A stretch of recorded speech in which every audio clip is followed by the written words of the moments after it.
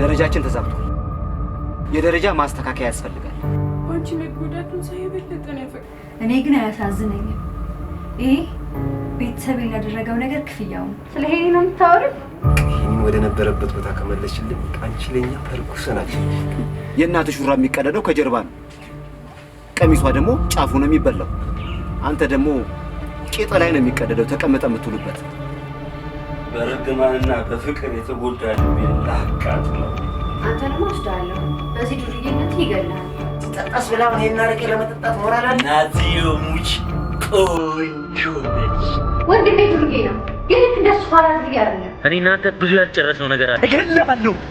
ምን ነው በጣም ቸኩልክ?